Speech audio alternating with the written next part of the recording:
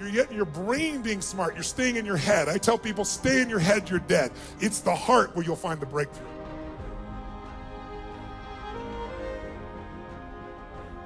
You can focus on something, you make yourself crazy. You can focus on something and make yourself great. In this moment, you could be worried about Ebola, because we all know it's coming.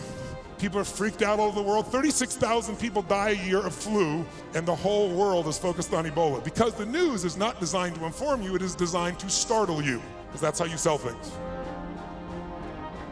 So many people claim they want to be successful, yet they don't ever do anything to chase their dreams or follow their goals. They just say they want to do it, and they never put any effort in. And that's because they're scared of failure. They are fearful of failing. And that is a terrible mindset to have. You have to understand that in order to become successful, you have to fail. Failure is the greatest learning tool of all time because it's a way to learn about yourself, what you're doing, all by experience. You can learn everything in a book or learn everything by lectures or videos, whatever the case may be, but you're not going to know what to do until you actually do it. And when you go out there and do it and it doesn't work out the way that you were expecting and it doesn't go the way you thought it would and you fail and everybody sees you not achieve your goals on your first or second or third try and you get embarrassed and you think it's impossible and you can't do it, that's when you figure out how important your goals are to you. Because if it's truly important, you will rise up, you will continue to try to become successful, and you will push through those failures and realize that those failures are truly beneficial to you because it is an incredible learning tool to understand what not to do and how to carry yourself in a better manner and learn new tips and tricks along the way and find what worked,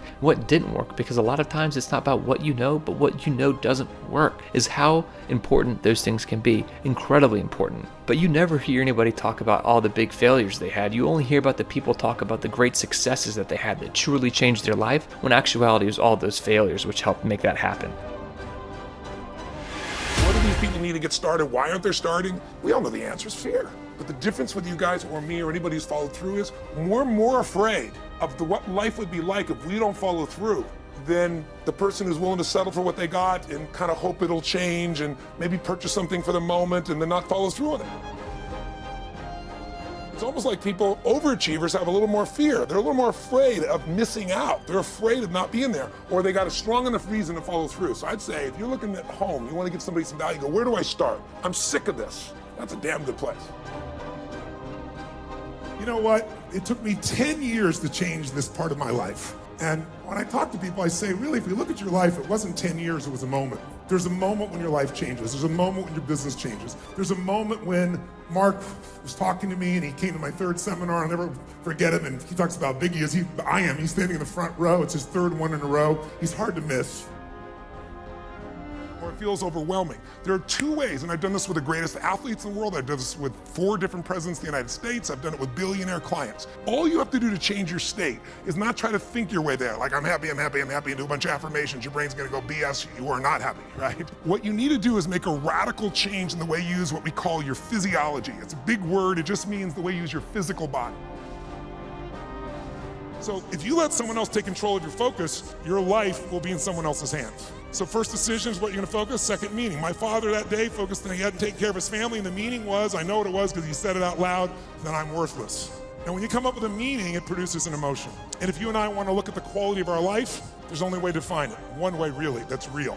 How do you feel every day? And he comes up and he gets in my face, he goes, I want you to remember me. I've made a decision today. I'm working with this company called Oracle, and I'm leaving. I'm gonna start this new company called Salesforce.com. You kicked me over the edge, third time through.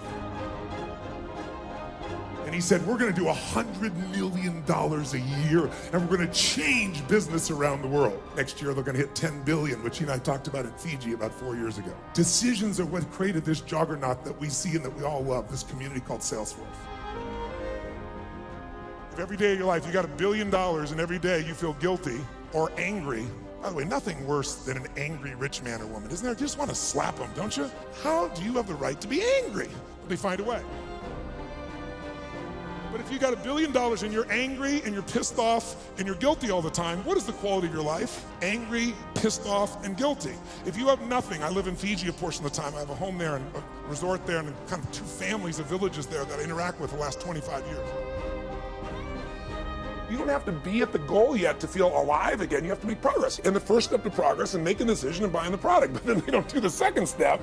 I'm gonna do one thing a day to condition my mind right? So I get strong, so I follow through. I'm gonna read something, I'm gonna listen to something, I'm gonna immerse myself, I'm gonna go for an intense jog, or I'm gonna go lift weights, but I'm gonna do it consciously to get in a state where I'm gonna follow through. That's number one, because people follow through when they're in state.